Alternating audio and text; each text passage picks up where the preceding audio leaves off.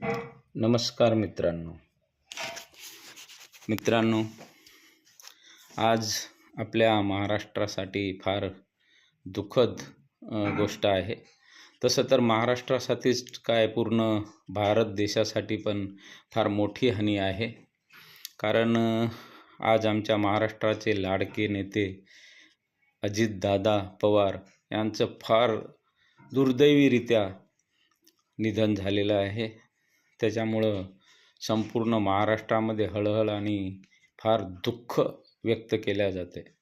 कारण महाराष्ट्रामध्ये संपूर्ण शोककळा पसरलेली आहे त्यांच्या निधनामुळं. संपूर्ण भारतामध्येच हळहळ होत आहे. कारण अजितदादा हे फार जिंदादिल नेतृत्व होतं. फार ते जिंदादिल नेता होते. मला तर असं राजकारणात असं वाटतंय की जर कोणी जिवंत असा असेल, जागा असा असेल लोकांसाठी, तो म्हणजे एकमेव नेता अजितदादा पवार होते. पण काय, काल त्यांचं दुर्दैवीरित्या आपल्या जिल्हा परिषदेच्या निवडणुकाच्या प्रचारासाठी जात असताना, स्वतःच्याच गावी बारामती जात असताना, आणि एक काळाचा घालाही बघा कसा झाला की ते बारामतीजवळ पोहोचले आणि तिथे उतरण्याच्या वेळेसच हा असा भयंकर असा विमान हादसा झाला. आणि त्यामध्ये आमचे लाडके नेते, आमचे लाडके दादा अजित पवार आणि त्यांच्यासोबत त्यांचे 5-6 क्रू मेंबर यांचा एक दुर्दैवीरित्या अंत झालेला आहे, निधन झालेलं आहे त्यांचं. फार दुःखद घटना आहे ही.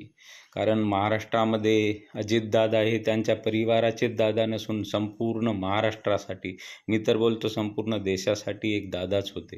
कारण त्यांनी आपली त्यांची राजकीय कारकीर्द होती ती एवढी भयंकर होती आणि एवढी चांगली आणि एवढी चमत्कारिकरित्या एक जादूगरी, एक मॅजिकली, एक चमत्कारीरित्या त्यांची कारकीर्द होती.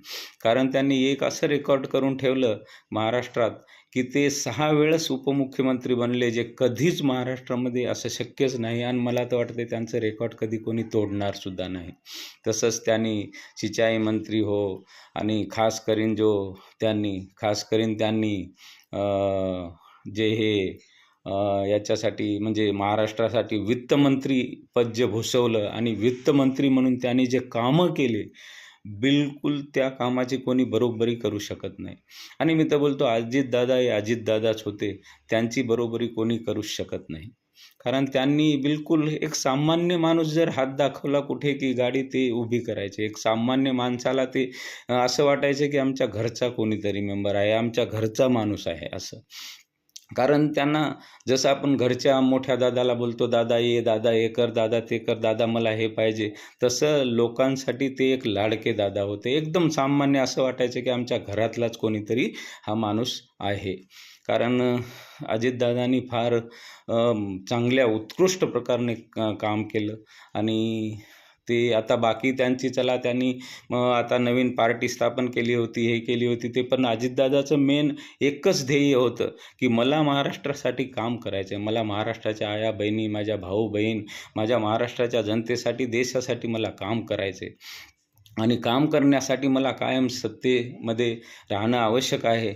त्यामुळे त्यांनी कधीही कुठल्या सोबत त्यांनी कधी हेवादावा केला नाही जाण्यासाठी. आणि ते एकमेव असे नेता होते की सरळ सांगत होते, तोंडावर सांगत होते की हां, मी जातो यांच्यासोबत, कारण मला विकास पाहिजे.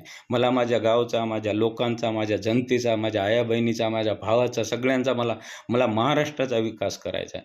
मला महाराष्ट्र हमेशा नंबर 1 ठेवायचा आहे. आणि त्याच्यामुळे मला काहीही करावं लागलं तरी मी चालेल. आणि त्यांनी कधीच काही असे गलत प्रवृत्तीचे काम केलेले नाही. आणि त्यांनी आज लाडक्या बहिणींना पण फार दुःख झालं असेल, कारण त्यांचा एक लाडका भाऊ गेला. आणि खरोखरच महाराष्ट्रासाठी फार मोठी हानी आहे.